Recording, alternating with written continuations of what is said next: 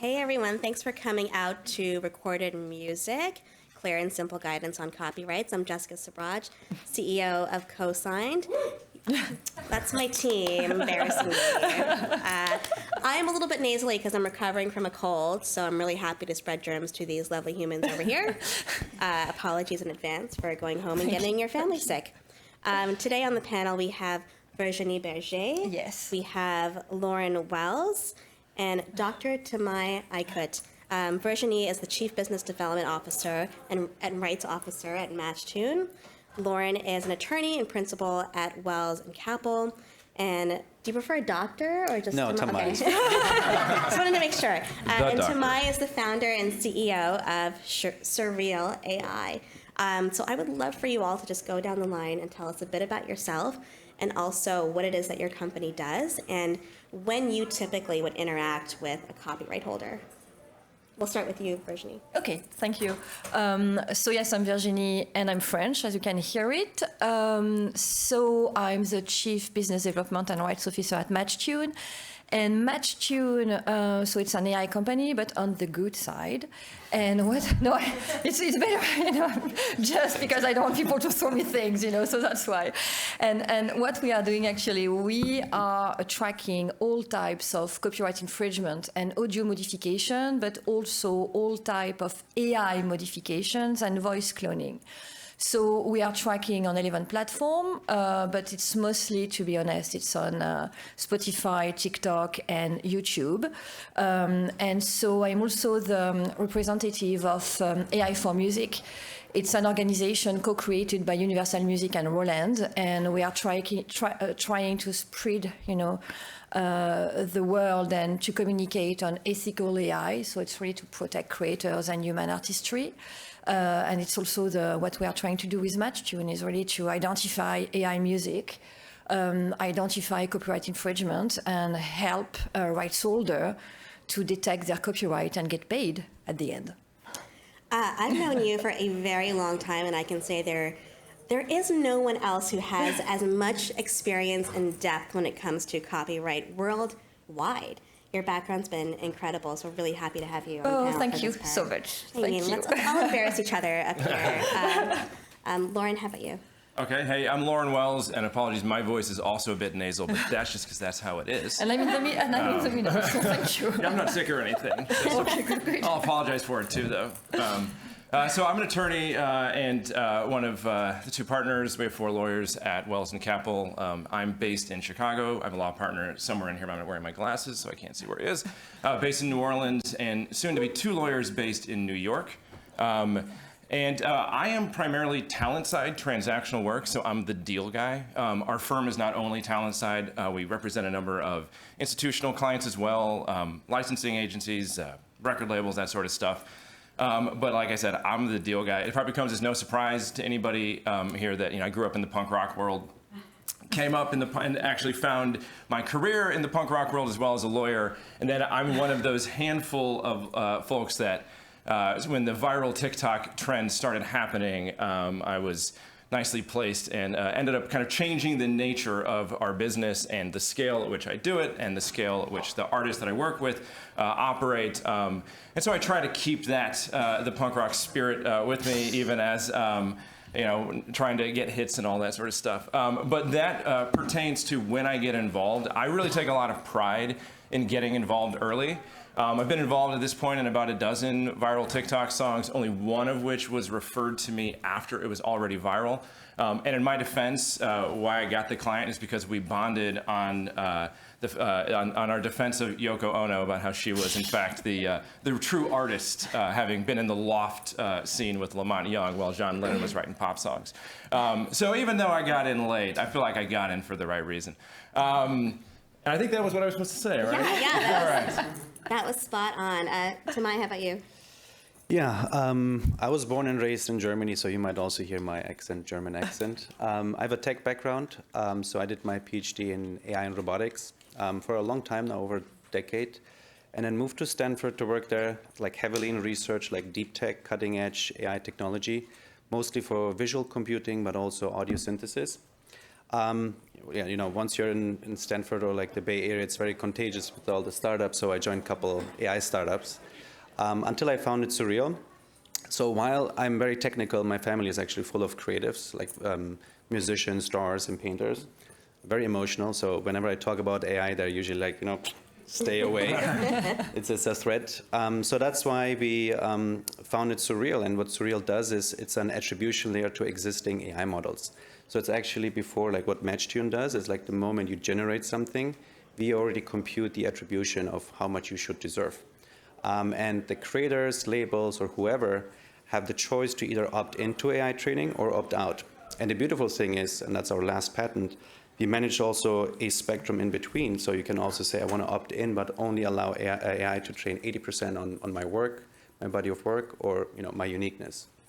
Yeah, that's what we're doing at Sureel. So you're on the good side too. Good side too. On the good side. So at Cosynd, copyright protection is very, very important to us. It's actually exactly what we do. So we help artists, labels, and publishers, and now any creator of content, protect their works with registrations with the Copyright Office, which we'll talk about why that's so important later, and building the very basic fundamental agreements that you and your attorney can work together on that secure your rights. However, when people get to us, it's usually when it's too late. Something's already happened and they've not quite grasped early enough the importance that copyright has from a legal and financial standpoint. Loren, maybe this is one for you, but feel free, anyone, to jump in. Can you talk to us about how important it is to understand the financial impacts that copyright has and the value that is instantly created? Well, I mean, I think where I'd like to go with that is, a lot of people I think don't realize it's not necessarily the financial impact, but the rights impact, which of course has a financial impact when you're collaborating with people, when you're working with people. One of the things that happens to us a lot is we'll work with someone who is starting to have some momentum that is happening in their career, whether it's a song, whether it's a record, something that is taking off. And they won't realize how many encumbrances there are on the rights that they're looking to benefit from it. Maybe they worked with someone to write the song. Maybe they worked with a producer, never got anything in writing with that producer. Maybe they licensed a beat. Still trying to fully understand what beat leasing is and why people do it. But sometimes they've leased a beat that comes with certain restrictions. They don't realize that as the song blows up, it's actually going to be a double-edged sword. It's going to reach a point where they're outside the bounds of the license that they agreed to for the beat. And so it's really important, I think, for creators when you are working on your music, when you are trying to find the right way to distribute your music, promote your music, etc. You have to think about all the different folks who are involved in that and all the different potential encumbrances that you might have on your rights. Some of those things, I think, are things you don't naturally think about, and I do not in any way, shape, or form want to throw any shade on licensing agencies, synchronization licensing agencies. We happen to represent some of them. But a lot of artists enter those agreements, exclusive licensing agreements, not realizing that if something happens with the music that they're working on, if it explodes, for example, and then a record company wants to get involved, they're signed to an exclusive agreement with someone that is an encumbrance that limits their ability to grant the rights to the record company that record company is going to want. And so at least for us, whenever we have an artist who, for example, is looking at something like that, we're going to at least, at a minimum, want to make sure that they're aware of how that agreement could potentially impact their future if one of those songs were to blow up. But again, I mean, any time you work with anybody in connection with the creation of that recording, you really have to make sure that you have some understanding with respect to what their ownership or ideally lack thereof, what their interest is in that song and in that record. Excuse me. And that goes, we were even involved, and actually I could talk about this if I wanted to. I could drop names because it's public, because it was a lawsuit, but I'm not going to do it. A mixing engineer, someone who mixed a record that was self-produced by an artist that then went viral, became a platinum-selling song. That mixing engineer hired a lawyer to sue our client to allege that their mixing rose beyond the realm of what the average mixer would do. They did things such as replace the snare, which I thought is what a mixer does, and sued for joint authorship of that recording. We ended up having to settle for much more than we would have liked to have paid, simply to avoid the mess. But something as simple as, and I even had a conversation with the artist, like, did anyone work with you on these records? No. They hadn't thought, oh, I gave it to my friend to mix. And I think they hadn't thought of it because of my friend, because of the word mix. But that ended up being a lawsuit that cost them tens of thousands of dollars. Yeah. Oh yeah, it was bullshit. Just straight up. Pause for vomit. Yeah, we have a saying at the company, which is it's better to have a conversation now versus to have an expensive one later, even if that conversation is really awkward amongst friends about ownership. And have it in writing, to be fair, because the conversation isn't going to be enough. It's really got to be in writing. And whenever you have anything in writing, whenever you agree to something with someone over email, I always just encourage clients to just put a little sentence at the end to clarify that this agreement cannot be amended except by a subsequent written agreement, including an email between all the parties. Because without that, you could just be out and about and amend the agreement that you had. We're going to do it at the end. So there are so many ways to look at the conversation around protecting copyrights from so many different angles. For some people, that means the first thing I should do is have proper agreements in place. For others that that are more concerned about the impact of AI, it's about partnering with a partner that is thinking about AI ethically. And for others, it's about identifying infringement first and then acting. So I would love for each of you to go down the line, and Tamay, I guess we'll start with you. If you had to pick one thing, like one actionable thing that everyone who's a copyright holder, a copyright holder should do today, what is that one thing? To do what? What? To do today to protect themselves. So I think, like in terms of copyright holder, we also need to understand how AI companies work, right? And what they do is basically they scrape the entire internet to get all their data. They need data. AI is very hungry. It's like a black hole just absorbing everything. So you also need to give AI companies the chance to understand, is your data eligible for training? Yes or no? And that's what we are trying to do with the registry. Like you can either opt in or opt out. Right now, there's no place OpenAI or any company can check and say, like, am I allowed to do this? No. So I think take control of your data, understand and decide if you want to be part of the AI revolution and get a piece of that big cake or not, which is okay in both sides. But you need to be like more proactive, I would say. Yeah. Get it in writing. Yeah. Sound advice. Even if they paid you, it doesn't matter that they paid you. Get it in writing. Yeah, I agree because... Or you paid them, sorry, even if you paid them. You are on the input, we are on the output, which means that we work, when the data have been transformed into a song. But actually, we also work on all types of copyright infringements, which means like covers, for instance, or when someone uses a song and decide to, pitch down or slow down or, integrate maybe voice cloning into a song. So it's what we call AI, not AI modification, but audio modification, because it's absolutely everything. Regarding what you said about take control of the data, absolutely. But the issue that we can see now is that every companies are quietly changing their term of service, their TOS, from Adobe to Reddit to absolutely everyone. So actually, you don't even know that they are using your data. Reddit is using your data for absolutely everything now, and they sell your data to OpenAI. So it's another issue we have to face is that even if you don't want your data to be used, they are going to be used, or they are used, or it's really something that is quite strong now. Regarding what we can see, because we are tracking on YouTube and every TikTok and Spotify, as I said, actually we are tracking far more, but it's really the worst place for copyright infringement. The first thing you can do is that, trying to locate covers and all types of AI modification, licensing, if you can, or monetization. And for clients, for instance, who are trying to locate voice cloning, because there are more and more voice cloning, the only way is to take it down.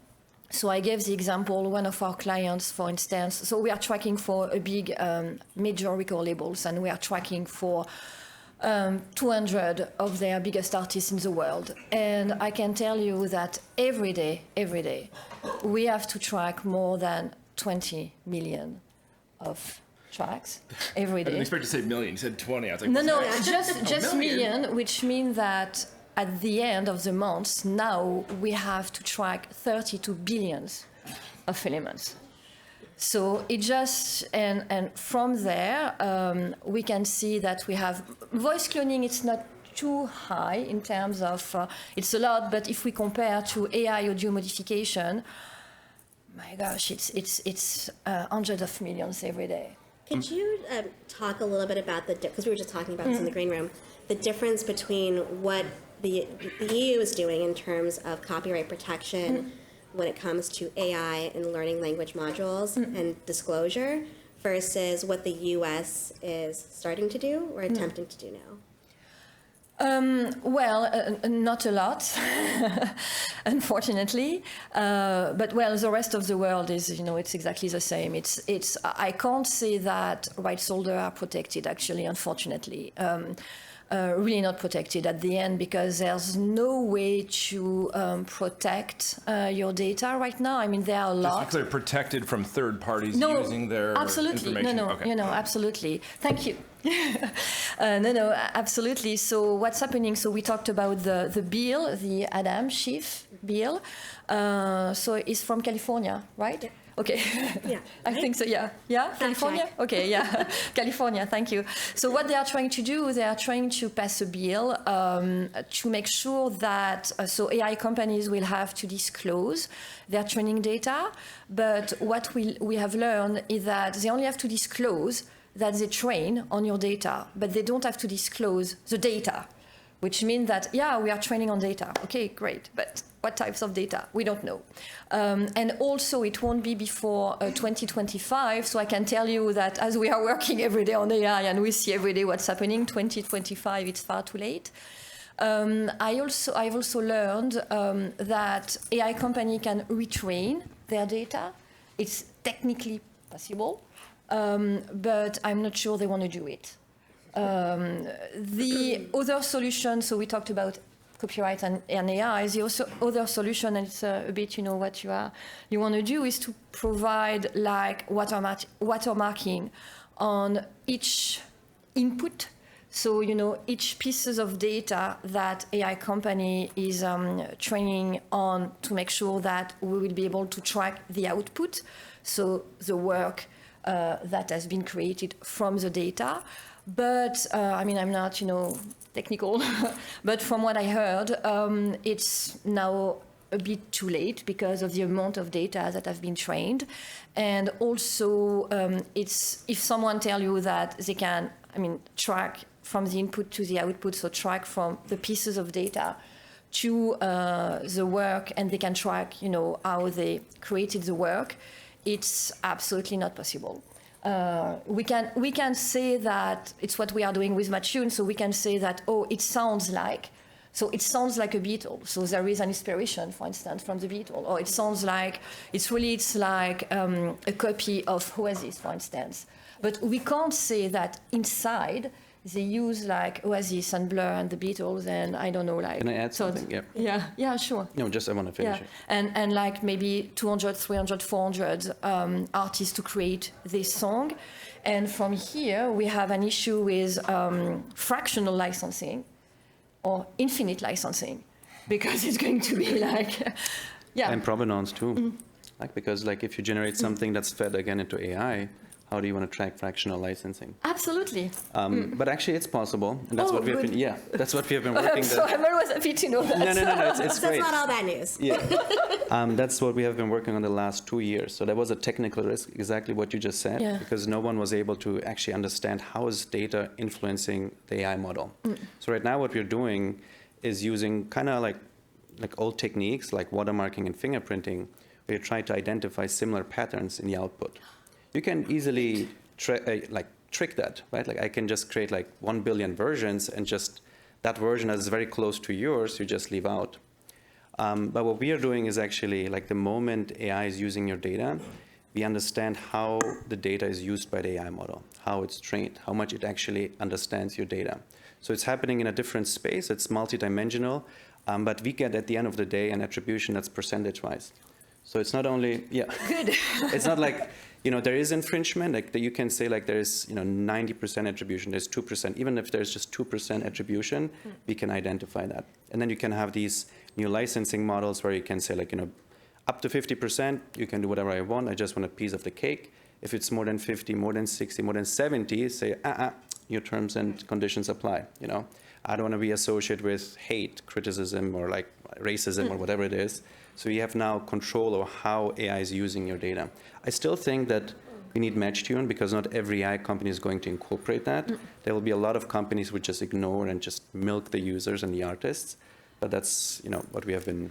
Yeah, and we can detect if it's audio, Suno, or So yeah, after. I'm feeling a little left out with this AI conversation. No, because you really shop the fractional licensing. Ironically, so funny. Literally just last night, for the first time, I was reviewing a producer agreement, and I, for the first time, saw a warranty and representation on the part of the producer that they did not utilize any AI program in the creation of the track. So until folks like these figure out how to identify, they have a system in place you can identify whether someone hands in a track and it can tell whether there's AI in there. Until then, I think my law partner sitting right there. We should probably put that in our reps and warranties as well. It's going to be a requirement that folks who are providing tracks to artists are going to warrant and represent, because in the United States, at least, and I don't remember outside the United States, a work that is created by AI is not something that is copyrightable.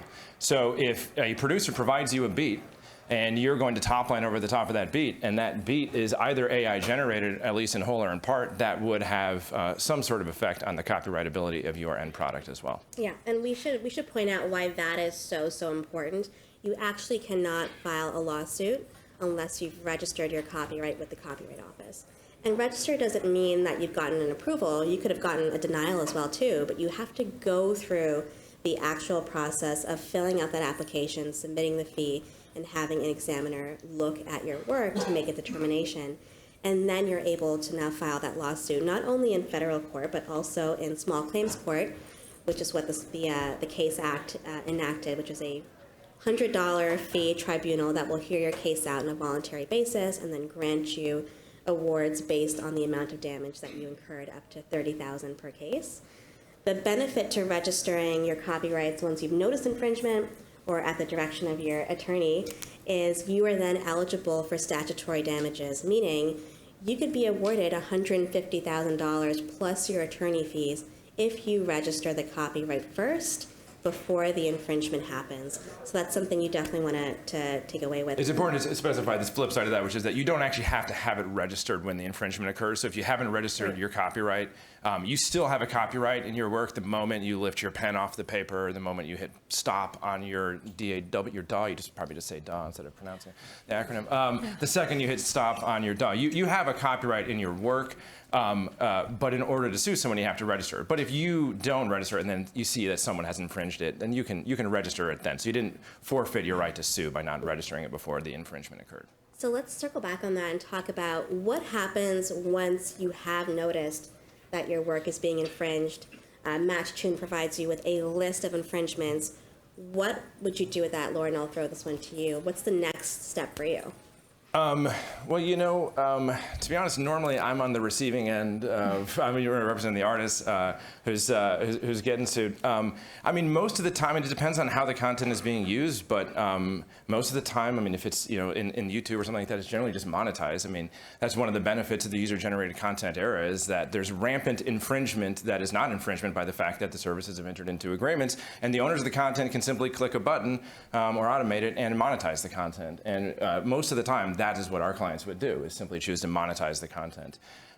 If by infringement you mean kind of a song that's been released, that is out being commercially released, that is an interpolation or an unlicensed sample, look, the first step is always going to be reaching out to the lawyer. So nothing super technical. I can't get into the technical stuff that these guys can. You're just going to reach out to them and say, hey, we noticed that you did this. And once, and it's part of the reason why making sure that you have the rights to everything before the song gets released is so important, because once the song is out, then at that point, the person who's being infringed clearly has quite a bit of leverage in that negotiation. And I've seen someone have to give up 80% of the songwriting to a song simply because they had, and this was a situation where we did not believe it was an interpolation. It was certainly an unintentional interpolation, and we believe if we would have fought it, we probably could have won. But artists signed to a major record company. A major record company was not in the business of rolling the die on that one, and ended up giving up 80% to a third party for that. So what I was saying earlier, make sure you got those rights.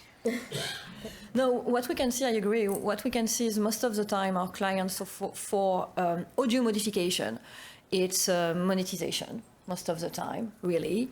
And on the AI side, so voice cloning or AI modification, it's they want to take it down because they can't do anything. I mean, voice cloning, what can you do? Even from a legal point of view, they can't do anything, so it's take it down. And it's not so easy to take it down, by the way, because we have to, YouTube has to be proven that it's copyright infringement. So that's why, they need our data to make sure that it's copyright infringement. But for, AI side, take down. And on the audio modification side, it's really monetization. Can I make a quick point about takedowns as well? Because there's a big misconception. If you work with someone who produces a record so you're an artist, you're working with a producer, they're producing a record, you don't get anything in writing with them. But they did produce the record for you.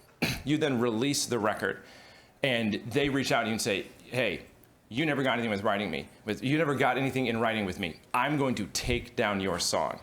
They're actually, not actually allowed to take it down. That takedown is supposed to be an infringement. Infringement has to serve the basis of a takedown. In that situation, you're actually joint authors. Joint authors cannot infringe the copyright of a fellow joint author. And so we can get into this perhaps afterwards if you want to talk about how this actually plays out in real life, but it is a very common thing that we see where someone who was a producer on a track contributed something to a track, but knowingly contributed. They knew that they were working together and then later tries to flex and say, I will take it down. And we usually have this little system where we walk the lawyer into a corner where they're simultaneously saying they're going to take it down, but then admitting that they're a joint author, so we can point out to them, hey, by the way, you just admitted you're a joint author. Joint authors cannot infringe, therefore your takedown would be invalid, blah, blah, blah. But it's a common misconception. And so if someone in here is a producer and you're all mad that that person used that track that you didn't have anything in writing with, talk to an attorney before you take it down or do something that'll get yourself in trouble. So we have about 10 minutes left before we open it up to questions. I feel like when it comes to copyright protection, there's just so many things to consider, like we talked about. And it kind of seemed really unapproachable and like banging your head against the wall to figure out like how do you navigate this world? What are the things you should be doing first, second, and third? And part of that problem, I think, is that our industry is evolving so fast. The manners for which there are to use content in different ways via different technologies are evolving faster than we have ways to actually protect and track. And so we've got some really great examples of revolutionary technology up here with us. I would love to hear from each of you on what you think we as an industry should be doing better or at all in order to really protect all of us as creators. What are we getting right? What should we be doing right now? Shall I start? So I think AI is, as I said, like the genie is out of the box, right? Like we know it's happening, it's not gonna go back. So we have to embrace it and not really fight it. So we have to find a way to give creators a chance to survive or have a place with AI, right? So fighting against it and copyright infringement and chasing and hunting is very tedious and costly, and it's a very tiring process. I think we have to understand that AI works a little bit different. It's not really copying you. It can, but it doesn't want to. What it does is it extrapolates, and that's something new. So based on your content, it can actually generate something completely new. What it also means is it makes it accessible to people who are not creators like me. That means we have a completely new economy, which we call the consumerist creator economy. Now, creators have to compete with not only creators or artists. Now they have to compete with everybody. Like even a 6-year-old can type in, Apple and generate something completely fancy. So I think we have to understand that, and the only way we can fight it or be part of it is by embracing technology that either protects you or that involves or includes you into the generation process. Because at the end of the day, it's more lucrative to use AI and create content rather than sitting at home for months to paint something, draw something, or record something. So this is going to be a little bit, probably a little bit different angle. But one of the things that we have seen, one of the biggest issues we've seen, at least representing artists, is an artist who has a song that is doing very well, that they are self-distributing through some program like a DistroKid or a CD Baby or something like that.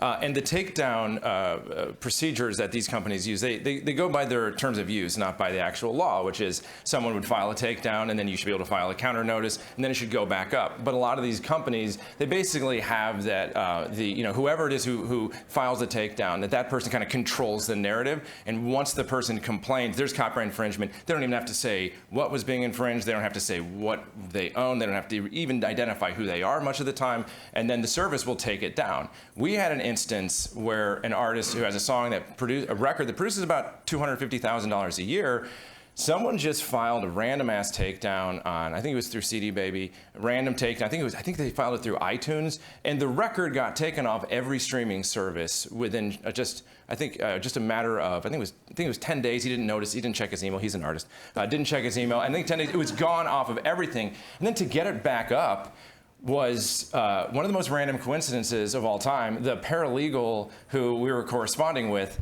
I got a weird message on Facebook from a kid that had taken a law class with me saying, hey, I saw you CC'd on an email at work. Hope you're doing well. And I was like, what is this guy talking about? I looked him up and saw he worked at CD Baby. And I was like, oh. So then I ended up talking to the guy. We ended up getting through him to some other folks over there and got it back up. But this was someone, we don't know who they were. They didn't have to put their name down. All they had was an email address and just the claim that something was infringed. And someone's record, who is producing $250,000 a year for them, was taken down, and it took us weeks to get it back up, and may have only gotten back up due to some random ass coincidence. So finding some way to, well, maybe, I don't know, I don't want to have the government force these people to do it differently, but if anyone works for those companies here, please talk to me afterwards. Or also if anyone's setting up like podcasts, I know someone who should totally have their own podcast on this issue. Yeah. Who? That's fascinating stuff. Virginie? Well, it's a topic that I love. I think we should do far more, actually. Government should do far more. Music companies should do far more. We should do more. There is a lack of education, lack of visibility, on those issues. Most of, creators and artists, they don't really know what's happening with, terms of service. We talked about it. They don't know what's happening with their contract. They don't know what they have to do with registration. So it should start with us, really, with education, educating rights holder, educating artists, educating creators to make sure that they understand what is AI first, because we talk about it, but they have to understand how it works and how they can use it, like you said, or not. Also, I don't really agree with you. Maybe I misunderstand about, 6 months, spending 6 months in your house to create a song. I think that creators love it, actually. And they love to spend 6 months on creation, and they love to work on it. And when we see what's happening with Suno and Udio, and their baseline and their claims about the democratization of music, like music, well, it's quite easy, to. It's you said competing against everybody, but it's also competing against themselves. True. Because actually it's their own data, so they have to compete against their own data. So I'm not sure that regulations will help, actually, because I really think that it's too late. And I'm not really sure what they can do to protect rights holders. I mean, maybe I'm wrong, and I hope I'm wrong, but I'm really sure that it's too late. So it's really a question about education, making sure that you are fully protected in terms of ISRC, ISWC. Yeah, absolutely. All your assets are really protected, and you know where they are and what you are doing with it. I know that, the old question about ISRC and ISWC, it's really something that, we've been talking about it for 50 years, 60 years, 70 years, I don't even know. It's not fixed, I know that, but it's the only way that we have to track your data and to make sure that at some point we'll be able to monetize, we'll be able to find you, to protect you, and to monetize. So it's, once again, it's only a question of education, maybe lobbying, but lobbying from, from the public, maybe to put pressure on AI company, because, I'm not sure that regulations will help, but maybe us, we'll do it.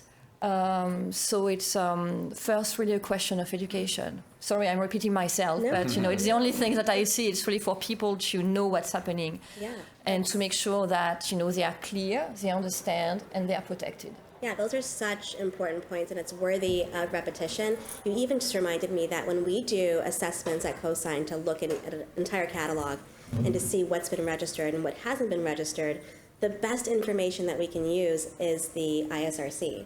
And it's still shocking how up to now, a lot of creators and labels don't even have that. So it's a mess. Yeah, it's a total. I mean, not to be a total bore on our panel and stuff, but it is a total mess. And I think that's something that we definitely need to address before we do anything else, because we don't even have the basic fundamentals of IDing done. So we're coming up on time, and I want to give you all some time to give your parting thoughts, but also to let everyone in the audience know how they can interact with your company and get in touch with you if they have further questions, which we'll get to anyway, but if they may want to work with you as well too. Tamay, we'll start with you. So closing words. Parting thoughts. Yeah, I think I said a couple times, I don't think, you have the option to either, fight AI or be part of it. I think it's more lucrative and more reasonable to find a place within it, even though we can also don't do it. It's just, I disagree a little bit with you. I think in 10 years, it will be completely different how we experience and entertainment, media, and I've seen it already, so I know what's coming. The way we work is we collaborate with labels and creators and whoever wants to protect their data. I also see a lot of potential to work with Matchtune. I think I love what they're doing after to track what's been used. So with us, you have the option to opt in or opt out. If you opt in, we will make you part of the AI training and give you attribution percentage-wise, and you can decide how the data is used. If you opt out, we give you a chance to protect your data. We are already working with a couple labels. I can't disclose now which ones, but I think there will be some announcements soon, and I hope this will help to get the ball rolling.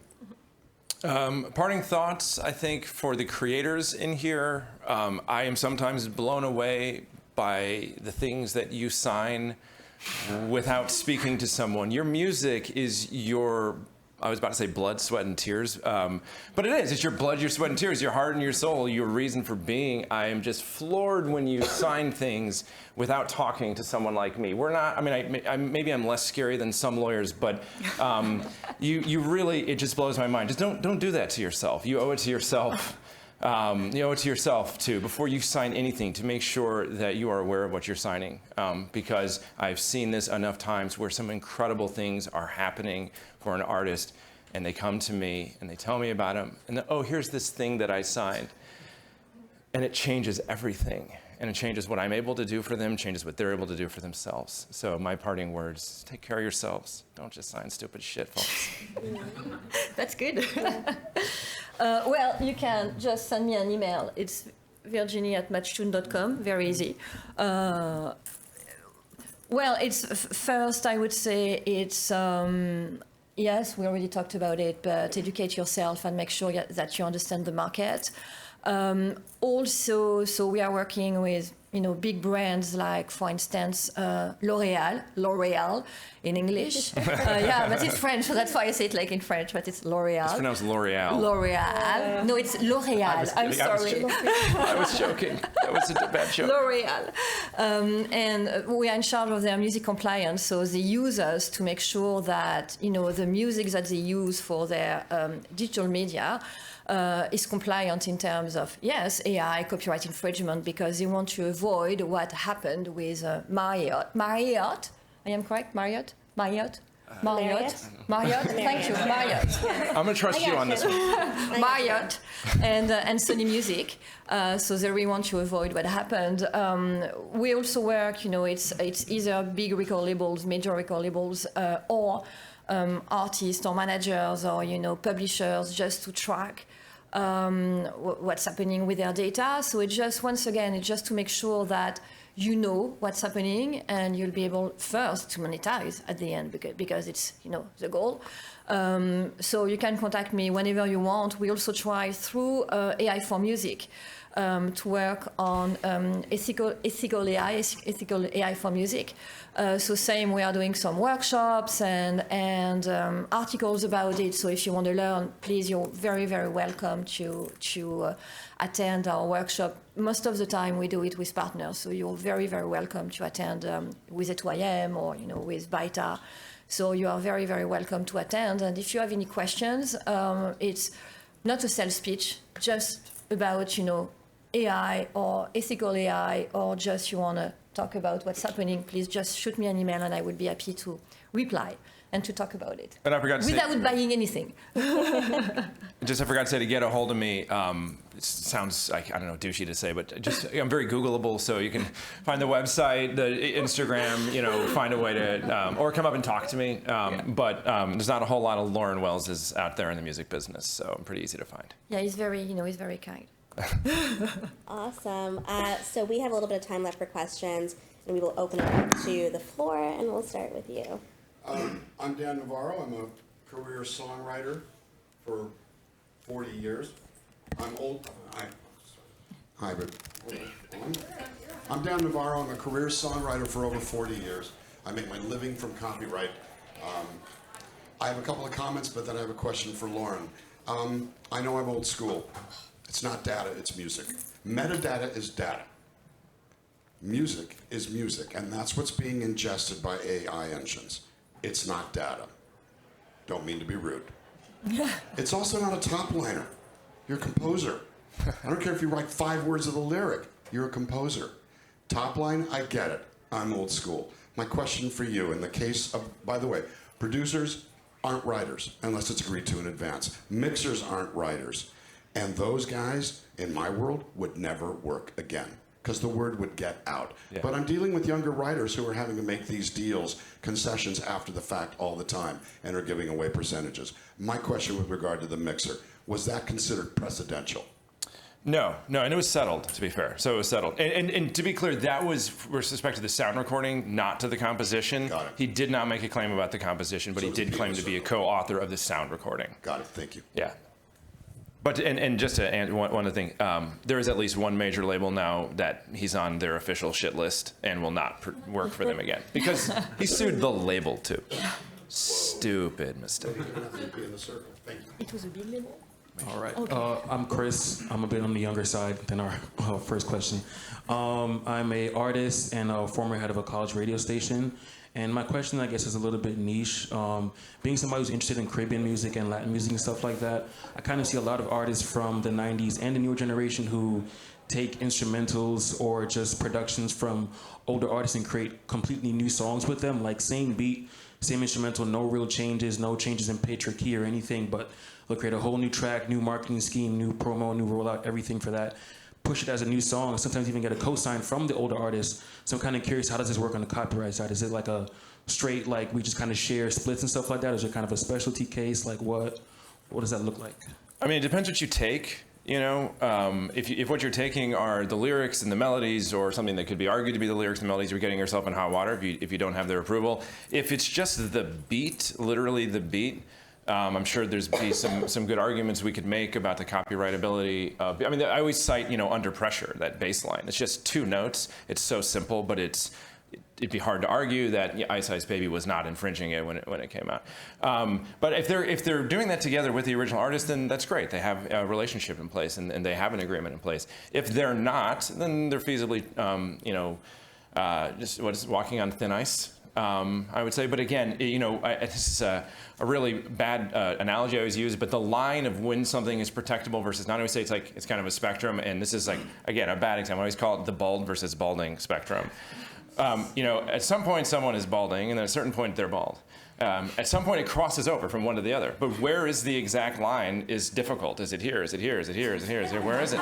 And that's how it is with originality. So you take someone else's song. It's a great example, I know. You take someone else's original work, and if what you're taking is something that would be, the melodies, the lyrics would be copyrightable, then you're in trouble. Is it something that's copyrightable? That's going to be up to going to court and having one side say he's bald, the other side say he's balding, and then let a judge decide. One more up here. So I know how much attorneys love hypotheticals. So I'm going to throw you another hypothetical. Am I in the hot seat today? What's going on here? Yeah. So when the Weeknd and the Drake collaboration that didn't collaborate happened about a year ago, and then Lucian took it down. From my understanding, he could take it down because of the Metro Boomin tag. So Because of the what? of the Metro Boomin tag at the front of the song. So if that tag wasn't there, and since Metro Boomin is a UMG artist, what are your thoughts on whether there was authority on the side of UMG to pull that track down? Well, full disclosure, I'm not a litigator. My law partner sitting over there is a litigator, so maybe I should pass it to him. I mean, there's many reasons to take that down. I mean, voice can be part of your name and likeness rights, and name and likeness rights they're a state-based right, so it's not every state has the exact same. But record companies through the recording agreement will have rights to those name and likeness. It's not going to be exclusive in all senses because the artist has to be able to use their name and likeness elsewhere, but certainly in connection with the exploitation of recordings. And so there would be, a variety of, the artist would have a name and likeness claim against the person who has created the new track. The record company, by virtue of the contract, would have the ability then to bring that claim. And so, that would be one, easy, I don't know about easy, but one way that would be not allowable even without having infringed an actual copyrightable composition. I think that's probably the answer. Cool. Someone else has a better answer, maybe. If there are any more questions, we can do a little bit of hangout time, maybe outside the room, because we are at time. So thank you to all of the panelists for your help today.